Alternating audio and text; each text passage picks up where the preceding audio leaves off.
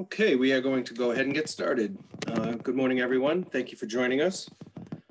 I do hope you're all prepared for the storm ahead. Those of you that will be impacted most. Alexa just warned me it is now a blizzard conditions, so we'll see what happens. If you are here for balance sheet strategies in a changing environment, you are in the right place. My name is Bill Nagel. I manage the educational programming at the Cooperative Credit Union Association. Pleasure to have back again Joe Kennerson from the Darling Consulting Group. Joe was with us a few months back, and he is now going to give us some overviews as to what's going to be happening in the year ahead. Quick introduction on Joe. He is the managing director at Darling Consulting Group, where he works directly with senior management teams on building customized balance sheet strategies to improve earnings and manage risk. Joe strives to be an expert in overall asset liability management, and he educates ALCOs in the inevitable balance of financial performance and regulatory appeasement. He is an expert at helping bring clarity to the complex and delivers a high level of energy to his ALM presentations. He's been with Darling Consulting since 2005, where he has benefited from working with nearly 1,000 ALCOs throughout the country on ALM and strategic initiatives. He lives in Boxford, Massachusetts with his wife and 2 children, has been an active member of the Big Brothers Big Sisters program, and is of the University of New Hampshire with a degree in finance. Before I turn the reins over to Joe, I just want to share with you, if you have a question while Joe is talking, would you kind of let the presentation play out? If you don't want to forget your question, please send it to us in the chat and we'll get to it at the end. We'll also open it up for, if you want to unmute yourself at that point, to ask a question directly to Joe. And with that, Joe, welcome. Thanks for being here on this Friday, and I'll turn it over to you. Thank you, Bill. And for those of you who know Boxford, Mass, the town doesn't do a very good job of keeping the power lines safe from big trees. So I just made a note to myself to collect some firewood and gas up my generator this afternoon. So thank you and welcome to preparing for rising rates. And the good news today, there is good news, is that we all want rates to go higher. Right? We almost need rates to go higher because this pesky low rate environment that we've been in is putting a lot of pressure on margin, right? So this is a good thing. And how do we take advantage of it, right? Because right now, net interest income as a percentage of assets in the credit union space is the lowest it's been in over a decade. So I want to explore, right? Again, how do we, take the right, steps on riding up this rising rate environment and also avoiding those missteps, because there are going to be some challenging decisions. There are right now ahead of us. So I want to start laying the groundwork for that. For example, what if the Fed starts raising rates and the yield curve flattens, right? Because history will tell us that's exactly what's going to happen. How does that affect our decision making? Or how does being on the eve of this Fed tightening cycle impact how you want to deploy your excess cash? Because right now in the credit union space, cash plus short-term investments still represents 18% of the entire balance sheet. What about deposits? We've welcomed effectively 5 years worth of deposit growth in the past 2 years. I think about pricing. If the Fed goes up 75 before midway through the year, right, and we start seeing competitive pressures, what's my first move? How am I going to react? What are some things I should start thinking about there? What about the NAV supervisory test? We can't look past that. The NAV soup test, right, is built. I think this is unintentional, but is built to actually cause more risk as rates go higher, right? So if you've added duration over the past couple of years and your net worth ratio has gone down, trick question, that's everybody, right? Then there's elevated risk to that soup test. So are we exploring what that could look like? More importantly, getting our narrative, tightened up. So those are some of the topics I want to explore today. Man, I'm excited. I feel like 60 minutes is not enough. So I'm really gonna really speed through this, or we're going to have a part 2. But I want to start here, kind of like a state of the state stuff that you know, but I really want to lay the groundwork here and then bring it back to who we are, our balance sheet, and the discussions that we have at ALCO. Okay, so number one, of course, the timing of this webinar is perfect. The Fed met, this week. They're ready to start moving. Looks like March. And so rates, are set to go higher. I want to talk about what does that really mean to us? Because in the ALCO world, we run all these scenarios, and then we end up zeroing in on that shock up 3 for whatever reason. I don't know how we got there. We're going to throw that out the window. And so I really want to talk about, the pace. How fast is the Fed going to move? Right? The magnitude. Are we really going to see 50 in March? And how high do we think, the Fed could really go? The shape of the yield curve. What's left for the long end to continue to go up? Or what about this? What happens if the Fed goes up 50 or 75 and the economy can't handle it, right? And things kind of stall out. So I want to kind of put these, ingredients right into the blender here and figure out where do our risks really reside and how should that influence, again, decision making. What's interesting about going into this cycle is that it just feels different. We're shaped differently. Like usually, when you go into a tightening cycle, it's like loan demand is popping off and, you've got liquidity levels that are tightening. It's like the opposite today. It's like the opposite. In fact, a lot of credit unions came into this year feeling a lot of, margin and earnings pressure. It's like, loans are coming on the books at coupons lower than the portfolio level, right? Demand's a little off. Funding costs are where they're at. They're not going any lower, right? For all intents and purposes. And if the income is expected to go lower, particularly on the mortgage side. So it's like this interesting balance of, I'm still kind of having that earnings pressure today. Rising rates should help, right? But again, what should I do, particularly with this excess liquidity, right? And my cash. And I know some of you on the call today are actually pretty loaned up, which is great. But when it comes to excess liquidity and cash, it's like, you probably got that gut feeling of like, I need to put this cash to work because of the opportunity cost here. I probably want to ride it, pretty short because I want to kind of go with this rising rate cycle. Well, is that the best fit for the risk position, right? And we know where the yield is. And so how do we, talk about that? On the lending side, I mentioned, demand's a little off. It's picking up, a little bit. What we see in a lot of ALCO meetings or models, I should say, from the credit union side is that there has to be a decent amount of loan growth just to maintain loan interest income levels. Because again, new coupons are coming on at levels lower than the portfolio. That's increasing competition. The need for earning assets is increasing competition, right? And so that's fueling some uncertainty as you go into this tightening cycle. And then finally, deposit management is going to be back in view for the first time in about 2 years, right? And it's going to come at us, fast. And so I'm really excited to start scratching the surface there. So, my goal for today in this journey with you is to say, all right, with that as a backdrop, what are some initiatives that we can bring back to our ALCO, right? And include into our meeting. So I'm going to give a handful here and then really sink my teeth into them and share some case studies. So number one, bring clarity to your interest rate risk position. And by no means do I mean like, you don't understand your risk position or you can't articulate it. It's actually the opposite. What I'm, thinking about here, and it's coming out in a lot of our ALCO meetings, is how do we really coach our stakeholders? How we plan on managing our balance sheet through this tightening cycle. And I'm talking about, ALCO, right? And that's probably the group that gets it the most, right?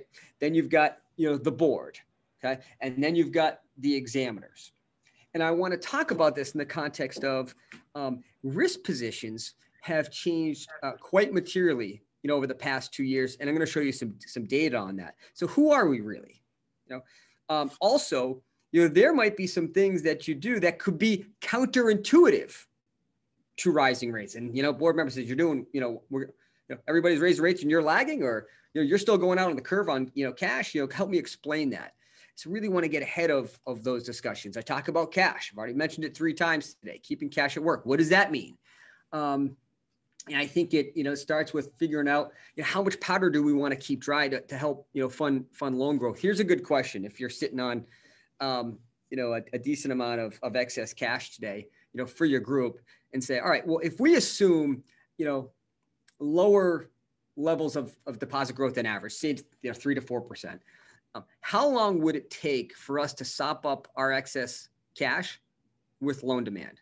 What does that look like? And that can help you get to a point of carving out how much cash we think we need to put to work. And then we start to explore what that really means and what part of the curve we want to be on. Develop your deposit game plan. So the good news here is that most of us expect to lag deposit rates probably for the first 50 to 75 basis points of tightening. That's the good news. The question I have is, all right, well, what happens if the Fed does go 50 quick and we're sitting here in April or May and, my top competitor's got a money market special 50 bips over what I'm offering and members are starting to call. How am I reacting to that? What is my first move? This is already happening. I woke up this morning and I saw a credit union out there with a special that was right there, about probably 50 to 60 basis points higher than the average. And I was surprised, particularly given the amount of liquidity. So let's start having those discussions so we've got the game plan rather than being reactive. Define fixed rate capacity. We all have the capacity to put on fixed rate assets. I talked a lot about that in last year's webinar. And so, but I want to bring it into the context of, okay, well, that's where the demand is. That's where the yield is. And if my balance sheet supports it, that could be a nice balance too, right? Managing through the trickiness of margin pressure today.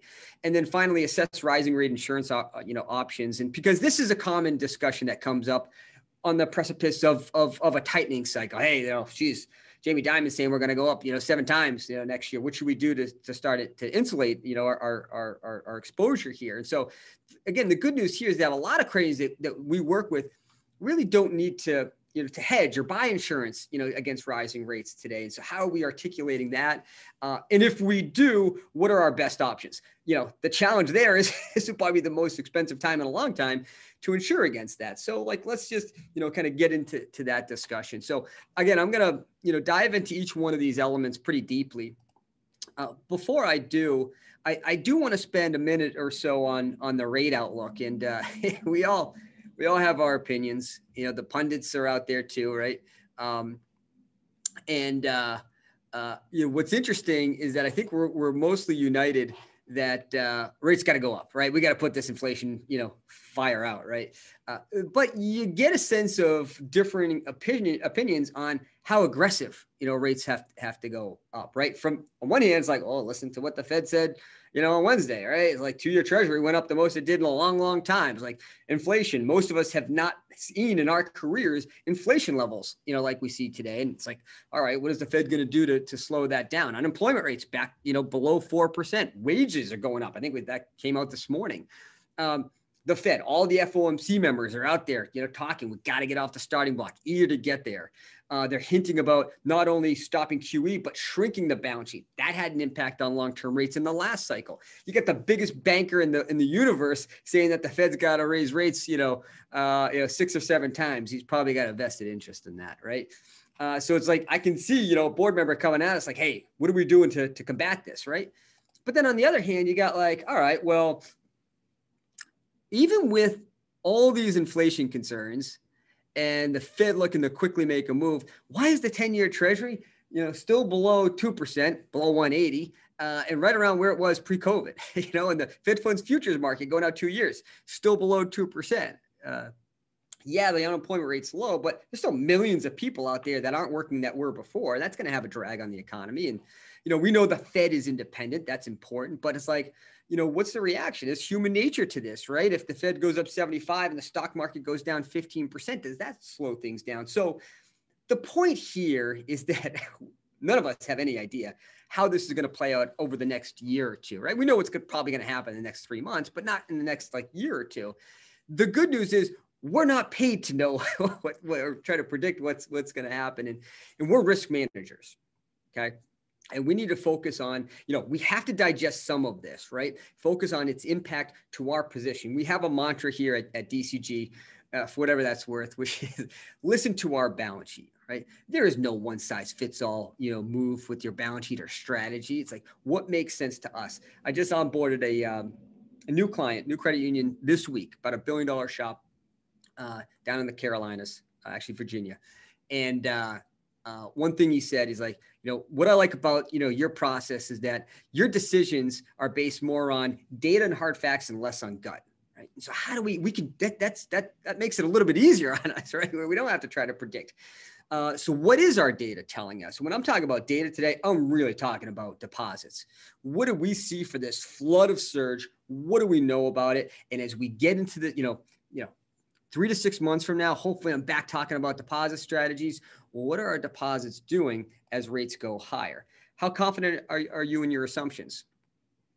I saw from our data science team, 87% of all deposits are in non-maturity deposits today, right? We have to come up with those assumptions. The biggest driver in an interest rate risk model.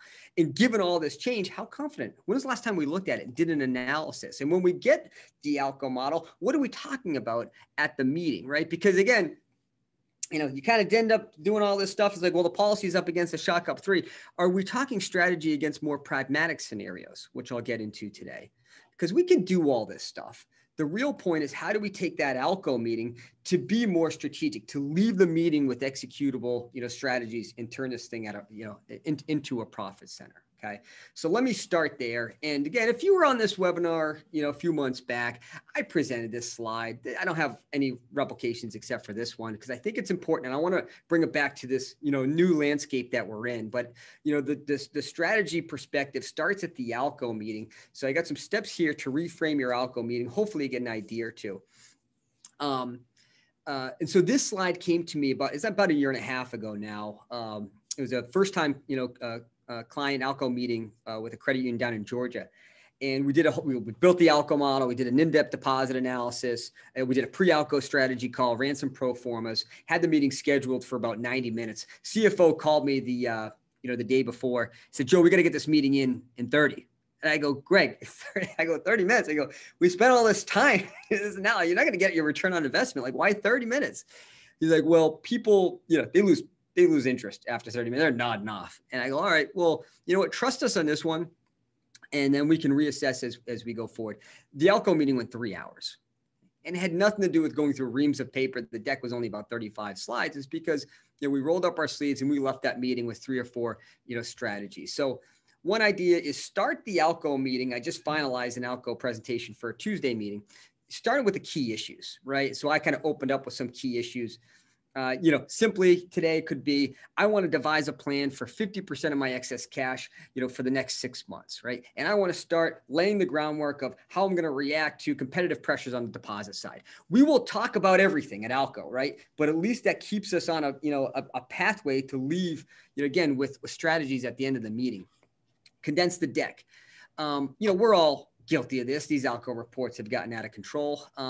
Target 30 to 40 slides for what you're actually presenting at ALCO. I'm very fortunate where I get to do a lot of strategy workshops with prospective clients, and send me your stuff. That's what I say. And and I ended, for this $1 billion credit, I ended up getting a 120-page ALCO report. I'm like, man, I do this every day. I'm trying to figure out what's going on, right? So try to get 30 to 40 slides, and you got to trim away a lot of the stuff that really isn't necessary. Initiate discussion. I know we've got some clients on the call today, and hopefully they would agree the good meetings that we have with them, the ones where we try to talk a little bit less. And we want to hear from the frontline folks. I need to hear from lenders today. I want to know what's going on with consumer demand. I want to know what's pricing if you're doing business loans. Retail is going to take over this conversation in about 3 to 6 months, just as they did from 17 through 19.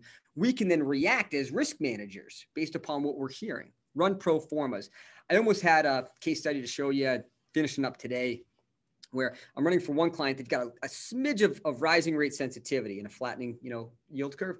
So what I'm doing, and they're very confident in how they can price deposits. We're actually going to lag deposits for the first 75 basis points of the rising rate scenarios, show how that changes the risk position. And then we're going to layer on top of that a couple of cash deployment strategies to see what we think is the best fit. It helps lay the groundwork to really support decision-making. Power up with data analytics. There's a lot to be, you got gold in those hills, right? With your deposit data. And I'll show you some stuff to look at. Target, and this takes time, but try to get to an agenda that focuses more on strategy and less on what happens. So that's the comment we get from almost every new client, that my ALCO meeting is getting a little stale. we're always talking about where we've been. It's like, well, we know where we've been. Let's talk about what's ahead of us. And at the end of the day, alcohol can be fun. Maybe not everybody would agree with that. Definitely not my wife. But like, let's look at this as a story, right? And let's take our team on a journey and how we get to, again, a productive meeting. So let's take this journey together. I want to come back to that interest rate risk clarity piece. So for each one of these segments, what I decided to do is to lay out some action items, okay, almost like a checklist, right, and then share some case studies. So hopefully, of all these, you have at least 2 to 3, ideas or takeaways that you get from today. That's my goal. So take caution on. So it's kind of like I try like a do's and don'ts on interest rate risk. So take caution on NEV soup test. And I don't mean avoid the soup test, the opposite, right? In fact, you should be running this every quarter. As I mentioned, the challenge is that this shows elevated risk when the Fed starts to tighten. So if your net worth is below 10% today, or you're already at moderate today, I would be taking a very close look what 100 basis points of Fed tightening does to my position. Okay, because we've seen the story, we've been through the examples of what happens there. I'll go a little bit deeper. Focusing just on rate shocks, tough sell on me with the shocks. So looking at more pragmatic scenarios or using antiquated tools, gap, or not looking at graphs. Because again, I'm trying to like, how do we coach our team? And sometimes pictures really help get that accomplished. Deconstruct rising rates. So talk about rising rates a couple of different ways today. It's like, what happens if the Fed goes up once a quarter, right? It feels like that's the cadence that they like, right? That was what it was in the last cycle, close to, right? How does that, vary versus a shock or the shape of the yield curve? Everybody should be running a rising rate with a flattening yield curve today. Critical, right? Break down what drives sensitivity for you. So I like to do this from a very high level. Like if I've got a little bit of exposure to rising rates, or if I've got a lot of exposure to rising, or if I'm very asset sensitive, I like to just bring the team in just a little bit to kind of get their heads into the balance sheet and say, oh, that's why, right? And I'll kind of give an example in a slide or two. Recharge your deposit assumptions. This is critical, right? And this is one area regulators have been focusing in on. I'll talk today about dynamic betas, deposit mix. It's changed a lot. How could that change if rates go up? All this surge, average balances are up tremendously. How do we expect that to does that normalize, right? I don't, and how we taking a look at that, because that's the biggest driver in our interest rate risk position, our non-maturity shares, and then run pro formas. And the point here is that when you can run a pro forma, because just saying something is like, wow, man, $20 million cash extension, that sounds like a lot. That's going to throw us way off sides. And then you show it, it's like, oh, it actually doesn't really affect anything. It doesn't really change my risk position. It gives me some more earnings. That's kind of the reason why we like to focus in on that. So what does rising rate sensitivity mean to you? Because it's changed, man. So this is some data from our client base. Interest rate risk changes since the end of 2019. Net interest income, this is not NEV, okay? So if you look at this, and this is our client. These are our clients. So number of asset sensitive clients that we had back in the end of 2019 was 40%. Today it's 70%. That's a whopping change, right? And this is not a small sample size. It's like 325, ALCO models. That sensitivity changed by 2 full percentage points. So I think it was minus 0.5 to now it's positive 1.5, right? Again, it's changed a lot. Here's an example of a credit union I work with, New England. If you go back, this is, and if you focus over to the right, this was their position back at the end of 2019. So this is a 5-year NII sim. The bar graphs represent the base case, no growth, no change in rates. Okay. The orange is the up to ramped over a year. That's kind of like the bread and butter out there. And then you've got a down scenario, which I hope we never see again. And so you can see, back in 2019, their orange line, underperformed everything else. So they had some near-term rising rate exposure. Look at them now. This is them now over to the left. They look like a commercial bank, and so we know the driver. The driver is the deposit surge and the higher cash position, right? And so I think we need to articulate this. Hey, this is why it's changed. And I think I maybe look like somewhere in between, or I think I'm going to look like the picture over to the left for some time, right? We need to get into that. And that ultimately comes back to the deposit piece. And you've probably heard us talk about deposits a lot. So a couple of things as you recharge your assumptions, if you're doing a study, if you're doing something internally, you want to look at, what type of disintermediation you've experienced in both cycles, right? So I would want to know how much in the way of CDs, left the credit union versus, shifted and are just sitting idle in non-maturity shares, because those are the first going to be to move, whether it's with you or somebody else. Right. I would also want to know how many regular CDs and non-maturity shares shifted into CD specials in the last cycle. Right. A lot of that doesn't get built into your model, something you should look at. CD betas and product mix. This doesn't matter as much because CD books have gone down so much. But, you would assume that if rates go up, you're going to be offering a CD special and the beta should be close to 100%. Well, sometimes that's not captured in a model, right? Average lives for NEV, how do you defend them? Have they changed given the fact that average balances have widened out? Maybe your average life should be tightening up a little bit, right? How do you defend that versus the supervisory test? And then dynamic betas. Now, this is the one mainly for strategic reasons that I really want to dive into. Okay. So let me share with you an analysis. This graph is looking at Fed funds rate and deposit rates over the past 2 rate cycles. So the black dashes represent the effective Fed funds rate.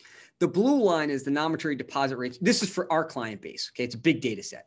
And so you can see, 04 to 06, obviously rates moved up pretty linearly. And then, you've had, deposit rates follow. This over here, 17 through 19, 16 through 19, whatever, same deal. But I want to break that down. So if you kind of look at, I'll box this in green, which is the first rising rate cycle. The Fed went up 425 basis points. Deposits moved through that cycle about 35% of that Fed movement. Okay. But they didn't move in linear fashion. In other words, for the first 125 basis points, we were trying to hold off. Okay. And then the sensitivities on deposits stepped up along the way. Right.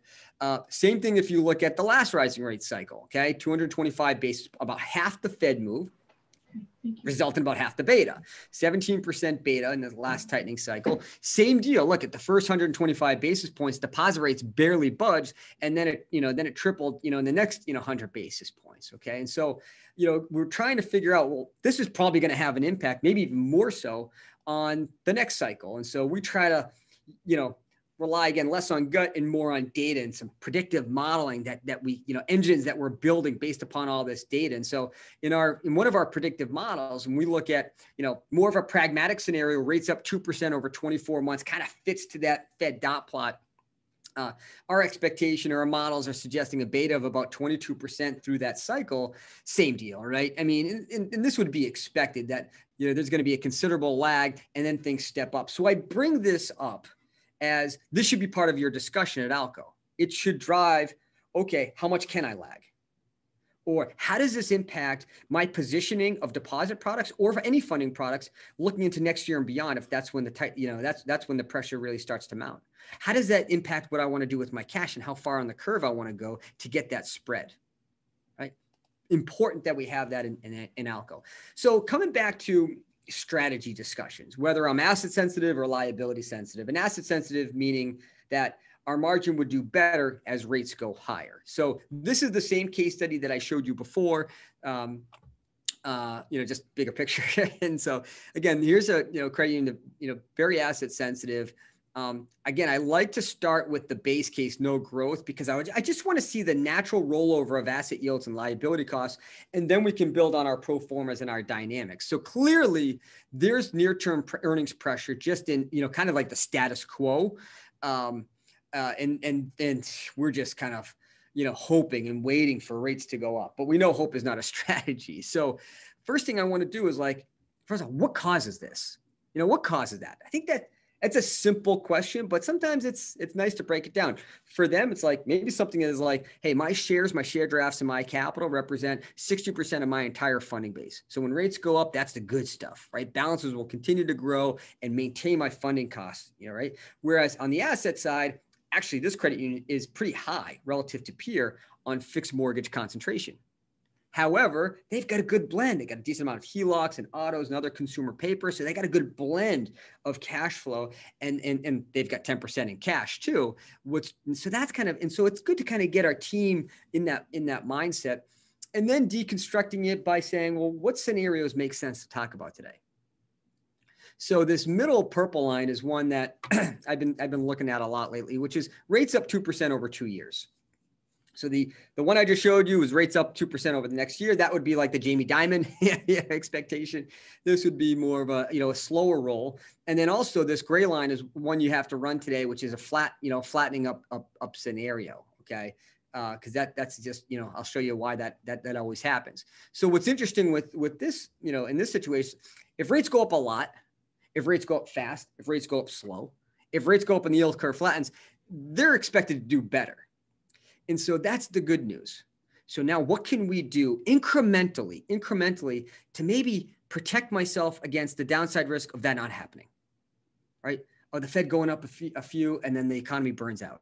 So can I increase, bring these levels up a little bit and just, take some opportunity benefit off the table? Okay. So strategy considerations in any rate environment, extending cash. This credit union exactly. We just executed about $5 million of 20-year mortgage-backed securities the other day. Okay. Fit well with their risk position. Looking at call protection, right? Protecting against rates going down. Flexibility with loan structures. Holding more mortgages. That's been a common, discussion today. It's like, hey, the spreads on, the gain on sales team, the spreads on mortgages have tightened up a lot over the past, 12 to 18 months, right? So before I was getting 2.5% on these sales. Now it's like 1.25%. I'm better off holding some of these to sop up some of my excess liquidity. My risk position can handle it. Wholesale funding and deposit specials, short. Yeah, that's a real thing. That's a thing we got to look real closely at as we work through this cycle. I'll come back to derivatives. Liability sensitive. Now, I'm not suggesting everybody's asset sensitive. In fact, I just showed you 30% of our clients are liability sensitive. Here's another credit union we work with. Now, this one's a challenge. Because no matter what scenario you look at, in the first year and a half, everything goes down. So it puts us in a tough situation at ALCO to say, well, of that, what do I truly believe as my biggest concern, my biggest risk? What's driving this? In this situation, it's like, well, they actually, a little bit more of a business lender. Okay. So they got business and mortgages, less consumer paper. So on the asset side, it's not like they're way out long, but it takes, 2 to 3 years for those loans to kind of cycle through. They've got some, wholesale funding and some other, rate sensitive funds. So they get a little bit of a near-term pinch. I want to know where that inflection point is. Where's my exposure? Is it inside of 2 years, inside of 3 years? Because if I'm talking about, buying protection or managing to that, I really want to know. Deconstruct it by looking at different scenarios. This may look like analysis paralysis. It's not. It's a little jumbled, but you got that up to, kind of slow ramp here. You can see how it really mutes some of that exposure. Okay. Then you've got the flattening scenario, which actually accentuates the exposure. So now we've got, again, this is where we deconstruct and say, how much control do I have over deposit rates? That's going to depend on your liquidity position, your loan expectations, right? How much pain does a flattening scenario, really cause? Because I know I can continue to put on fixed rate assets. I have to. That's my business model. Do I need discipline with funding? And if so, how far on the curve do I need to go? Nobody needs to go out beyond 5 years, I bet, and so where do I need to be on the curve? How much protection? I don't need to eliminate risk, maybe just kind of tighten it up a little bit, right? And what does it cost? As I mentioned, it's the cost of insurance today is the timing is tough because it's gone up so much, right? Relatively speaking, right?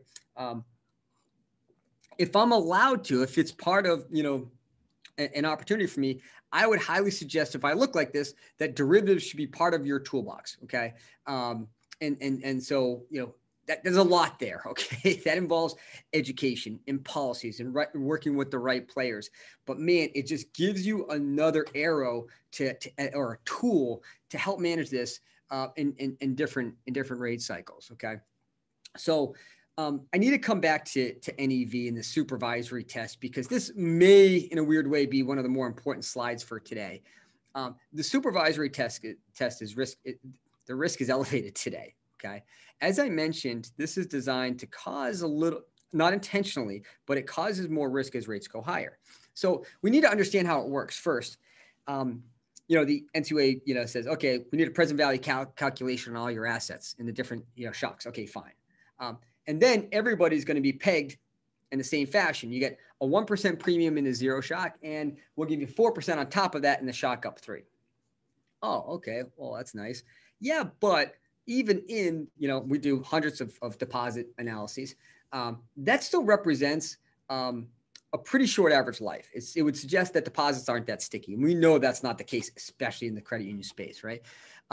Yeah, but you know what? We're being pretty nice, right? Because before this, guess what? We had you running the NEV where all the non-maturity deposits were priced at par. Like, okay, so the point is, be ready to defend your deposit base, right? Because they're going to ask you about that. Well, how do you know? You've had 40% deposit growth over the past 2 years. How do you know?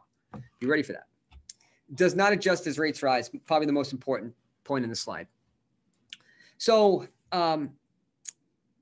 we saw this last run. Okay. If say the Fed goes up 100 basis points this year. Okay. So implied in the soup test, 1% premium today, 4% as rates go up. So there's obviously a ramp up there, right? So, okay, if rates go up 1% from today, implied in that is I've got a higher premium. So, all right, let me do this NEV soup test a year from now. I'll readjust. So now what should be my new premium in my zero shock? Well, it's still 1%.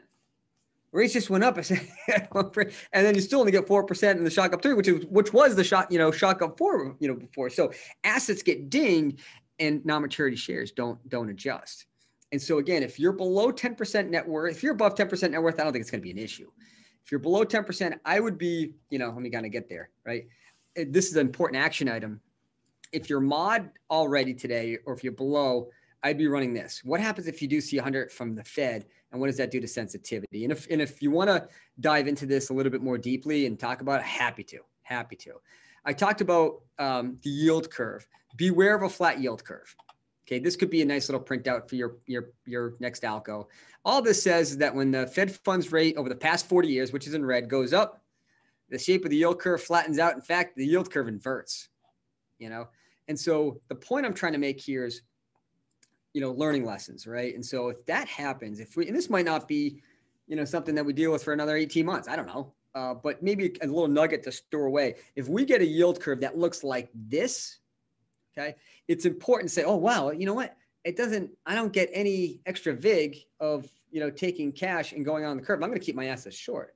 Or conversely, it only cost me an extra 30 basis points from short-term funding to extend out 4 or 5 years. Good, I'm going to load up. You want to do the opposite, right? This is an indication that this is going to fall back off, right? So we got to be very careful in that scenario because they don't last long, those flat to inverted curves. Be careful on decision-making. Keep cash at work. I think it's important. It's like a disclaimer. It's like we talk a lot about cash and investments and, strategies. I'll show you some pro formas. Coming at this from a completely independent perspective. So I don't have a dog in the hunt here, right? We do not sell bonds. We're not broker dealers. These are just discussions that we have with clients from a very unbiased, situation. The bond strategy should really formulate with the entire balance sheet risk, not just a transaction. What do I mean by that? I had a credit union where they got a pitch on the bond side. Hey, here's a bond package that really sets you up nicely to take advantage of rates going up next 2 to 3 years. Short. That makes sense. However, if I look at their full risk profile, that 72% of their assets are in loans. Of those loans, 18% or 50% of them are set to mature or reprice in the next 18 months. It's like, well, are my balance sheets already taking advantage of rates going up? Actually, my investment book should be an interest rate risk, should hedge against that, right? So I could make an argument that I should have more longer term paper. I've been trying to keep it simple. How much powder do we want to keep dry? What do we think we need intermediate to I don't need the liquidity today, but I probably want it coming back to me, in 2 years versus what do I want to get for yield, right? Kind of looking at those different allocations, right? For some people, it might be 100% long-term, others, it might be, a 40-60, barbell. And so running this through, and I'll show you an example on the next couple of slides of how I did this pre-investment consideration, if you've been, keeping ahead of your cash position and now you've got a bond book and you're like, hey man, I got 20 million of cash coming due in the next 6 months. I don't have enough loan demand to just siphon that off. If I know I'm going to be buying securities and I like the sell-off that I see in the belly of the curve, should I borrow and then go buy the funds today, buy the investments today? Think call protection, and then be prepared to tell your story for unrealized losses. This will be a thing this year. It will be. 2021 was a big buying period on investments. Obviously, those yields are lower than today. And this will most likely come out at 331 numbers. And all of a sudden, you're going to see some unrealized losses. And people are going to, maybe somebody who says something or point fingers. And so we really need to get our story straight. And I think it's a matter, as simple as saying, unrealized losses, great. It's like, it'll be fresh. But, I just think about it. It's like, okay, well, would I rather be back in August of 2020 with the 5-year point of the curve at 70 basis points and having nice gains, but I'm getting walloped, my margin's getting walloped, or be here with a 5-year point at 160, right? And my projection for net interest income has gotten so much better, right? Loan yields are going higher, but I have some unrealized losses. By the way, I would counter this by saying, well, what are my unrealized gains? What do you mean unrealized gains? Well, when rates go up, the biggest gains you'll see much larger gains on non-maturity deposits that would more than offset unrealized losses. And you can see, and you'll find that in your NEV. Get ahead of the Monday morning quarterbacks. This analysis, I'm presenting this to a client on Tuesday. We're all trying to, how do we get tools to help support decision-making, right? So what I'm looking at here is over the last year, 2021, on average, they bought $92 million of bonds, okay? Average yield was 142. So they brought in $1.3 million. Okay. Well, again, you can get those bonds today at 2%. What are we doing? It's unrealized loss. Well, okay, fine. Let's just break that down. We'll talk about opportunity cost. Well, if I stayed in cash, I would have gotten a whopping $92,000. So, the pickup versus staying in cash or investing was $1.2 million. So in fact, if I wanted, I'm talking about earnings and building up capital, if I wanted to recoup, right, that 1.2 million, assuming I stayed in cash, right? If I wanted to recoup that 1.2 million and make another run rate of $1.3 million, because that's what I'm scheduled for in 2022, I'd have to take, that 92 million and buy securities at 274 today. I don't even know if we can buy loans at 274 today. Not, so again, just, how do we kind of get ahead of some of these comments and, talking about opportunity, cost moving forward as well. Here's a strategy I had for a client. It's actually same case study. We're rolling with this thing, right? And so I wanted to look at it a couple of different ways. Just don't know what the right, move is until I run it through the model. So here's their risk position. I already showed it to you, very asset sensitive. So I wanted to say, let's do a barbell. Got a lot of cash. What if we take a piece of that cash, go out into, this was 20 and 25-year MBS. This is not a pitch today to say, these are the investments I like. Can't say that to, 65, folks on the call, but this is what we looked at for this particular credit union. Okay. And keep the rest in cash. This, I looked at this number. It kind of fit with our plan. It picked about, $400,000, annually at the onset, about a 2% spread. And so you can see the difference in results in outperforms in all scenarios. I then wanted to compare this to make sure we're doing our homework and say, well, what if I'm a little bit more defensive and I do a shorter duration strategy? In this case, it was like a 10-year MBS, probably like a 3.5-year average life. And to get to the same spread as the previous strategy, I would have to do 29 million. So an extra 50% of cash. So now it's less of a barbell, right? I'm just trying to get cash out, and kind of come back to me in 2 to 3 years. Well, and so again, that gives me the same spread. This comparison shows the barbell versus the shorter duration. And what was interesting that we found is that the actual barbell, won in every scenario because it kept more powder dry. So what's the right fit is the point. What is the right fit? And are you going through these exercises to get there? Deposits, man, I wish I had another hour. If you heard our, webinars last year, we were all about assessing the surge. So where did your surge, where does it sit? Did you see 80% of all your deposit growth in accounts over 250, or was it spread across? You're going to have a different assessment on the reaction of those balances as rates go up. I talked about getting a game plan. What's my move? What is my first move? Is it a new product? Right? Have I revisited my tiers? Because of all this growth, it's gotten everything wacky. It's got everything off balance. And the tiers, sometimes we see that the tiers don't fit anymore. That's going to set you up nicely if you can readjust those.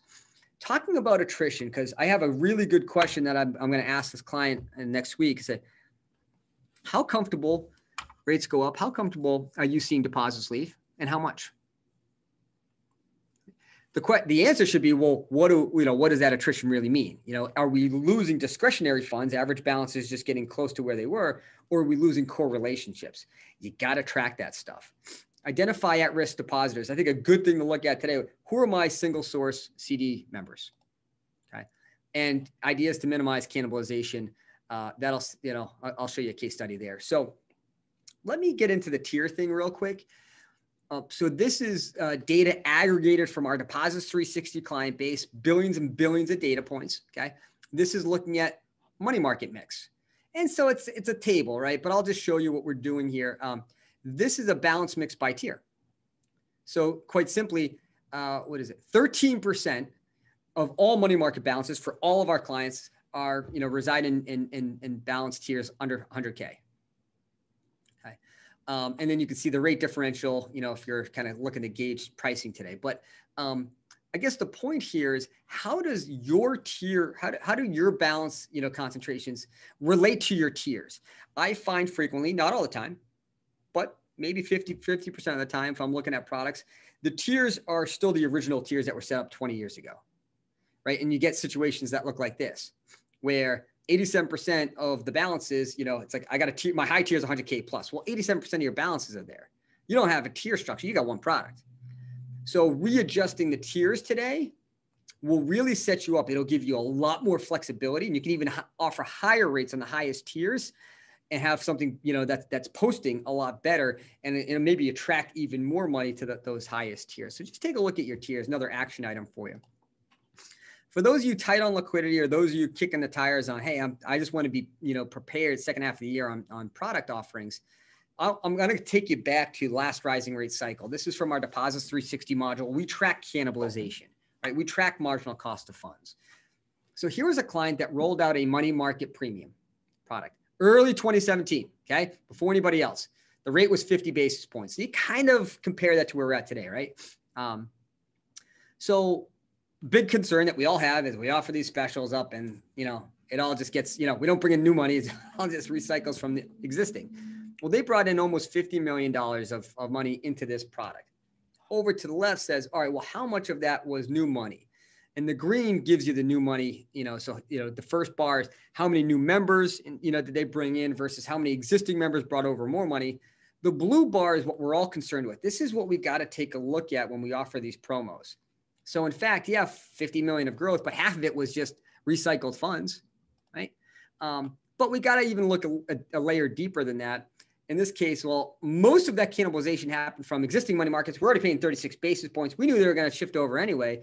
So the true marginal cost on the new money we brought in, yeah, it wasn't 50, but man, it wasn't that much, right? It was 65. And it was pretty successful. So if I'm thinking about a new product, what are some things that, we should, of course, looking at alternative tiers, that's a simple one. Relationship-based pricing. This is what we saw, very successful promos in the early stages of last cycle that had this linkage, right? It's like, hey, I'm going to offer a money market special that's got some, it looks real attractive out there, but I'm going to make sure that if I'm going to be the first one out there and I'm going to make a splash, it's going to be worth it. So it's got to be at least $10,000. You got to have an active check. I'm talking active checking account, right? New money, right? New money components. And you maybe see this on the CD side as well. I'm not a huge fan of new money only. I like the new money minimum, new money match. Saw some good examples last go around, right?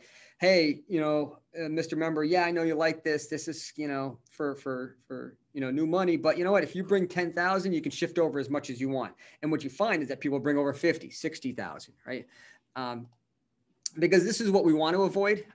This is another this is a CD special, same time frame, okay? Rate was offered at 115. So you can kind of see something like that happening soon. Look at the difference. Look at the difference, right? This is what we need to avoid.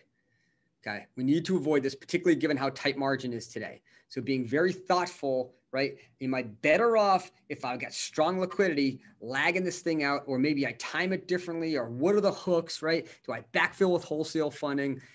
Got to be very careful on the deposit pricing. I'm running tight here. So if you're going to do something, some activity, one thing that we see that tends to be, pretty volatile are single source CD relationships. Not a surprise, right? But those are the most volatile. So that would be something that I would want to look at as you prep for this next cycle. So on the lending side, we talked about how do we address apprehension on adding duration, really, deconstructing your interest rate risk position, finding out what that means, how much, getting a number, quantify your fixed rate capacity. I'll give you a simple tool in a second. Spreads have tightened. For those who are doing business loans, it's probably the tightest spreads you've seen in a long, long time. So I'm interested in seeing over the next month or two how new deal flow is reacting to the fact that 5-year rates have gone up so much. Are your lending teams starting to adjust for that? And explore alternative loan opportunities. A lot of credit unions are doing that today, right? The fintechs, the loan purchase pools, and obviously we've got to be very careful. We've got to do our due diligence, but I think kicking the tires on that stuff is really important.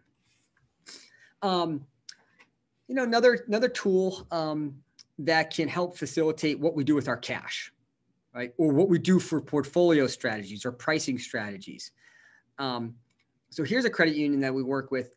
This is their projected loan cash flow over the next year, right? Coming off at 450. They're putting on new loans around 4%. That's probably high.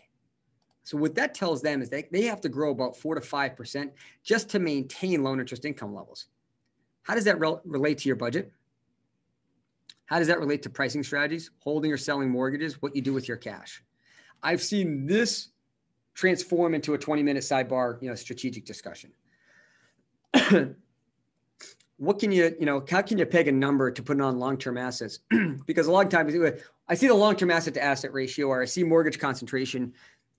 Here's, it's like, all right, well, here's what I have for long-term assets. Oh, that's high relative to peer. Okay, well, how is it high relative to my, funding base? Checking, savings, capital, right? In fact, they're not even utilizing a third of their long-term core funding to support long-term assets. Do they have capacity? You better believe it. Just little tools, can be simple. Here's a credit union that this was last year, and they were thinking, I want to start to hold more. I want to change my allocation. I'm holding, I think 40% of mortgage. I want to hold more. Right. Oh man, that's going to set off a lot of, NEV and mortgage concentration triggers. Well, let's talk about it, realistically. Right. So over to the right is their kind of status quo. Over to the left says, what if I hold more in the way of fixed rate mortgages? Here's the incremental pickup in income. And by the way, I still maintain a well-matched to asset sensitive posture. The number was fairly big, but when we rope it back into the 95% rest of the balance sheet, it doesn't move. It doesn't flip-flop the position. Okay. And this is that same, if I really want to take this one step further, again, how are we coaching our team? Well, Mr. Regulator, here's why I'm doing it, because even if I see some of this deposit surge leave, it's not like I'm showing all this, added sensitivity. Last piece here. I saved this for last because I guess it's the least important of my list, right? Rising rate insurance, but it does come up a lot. What are my options? Should I be starting to, term out some funding? But I still have a lot of cash. I don't have any wholesale funding. Should I start terming out my CDs? That's interesting. That actually might be an interesting, weird play today, right? Given where home loan bank advances are, right? But, that's very institution specific. But I think we're really, again, it comes back to, does my balance sheet need it? Right? Rate pundits are one thing. Jamie Dimon is one thing, but, my $750 million credit union, is another. Okay. What is the cost of insurance? I would want to know brokered funding, home loan bank, derivatives, outline them all, different terms, 3, 4, 5 years. What's the best? Now you can get a sense of, okay, if I do 3 or 4, here's the insurance policy. Here's how much it costs. Am I willing to pay that, or should I self-insure? Do I need it? How much do I need? right? You're not going to do it just a little bit, right? But you don't need to eliminate risk either. And how long? Again, I think anything over 5 years, I just don't see how that would fit. It would be hard for me to understand how that would fit. Okay. And you heard me talk about derivatives. So with that being said, I'm hoping I left you with an action item or two. I talk about coaching on the interest rate risk side. You folks all get this. And so how do we make sure we permeate that through all of our team sets? Keeping cash at work in one form or another, even, putting some to the side to fund loan growth, that's a thought out strategy, right? Start kicking the tires. And this seems like it's going to be in front of us faster, especially I'm already starting to see some movement here. It's going to be in front of us faster than we think. Define what your fixed rate capacity is and have fun with this stuff, right? Take this ALCO meeting and take it into a storyline and try to get to that point that here are the 3 things we're doing, and we'll feel good after that. So with that being said, I'm out of gas, and Bill, I'll kick it back to you. I think we have a chat box, or if folks want to shoot out some questions. Otherwise, you got my contact information here. Joe, we do have the chat box open. We don't have any questions right now, but I would just open that up if anyone wants to drop one in or unmute themselves and ask Joe a question directly. We'll just give it a minute.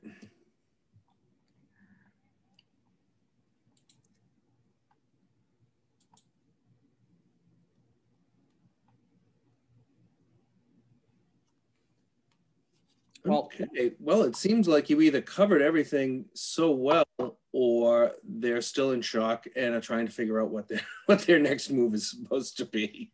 Exactly. It could be that. No, I appreciate the opportunity.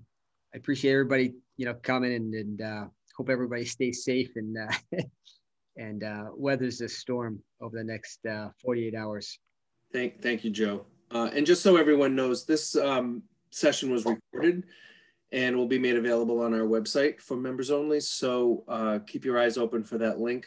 I will email it out to you also. You have it if you want to share it with anyone else on your team. Joe, thank you for your time today. We appreciate it. Great working with you. And as Joe said, good luck to everyone with the weekend and the storm ahead. And take care. Thanks for joining. Thanks, everyone. Take care. Happy weekend. Alrighty. Bye now.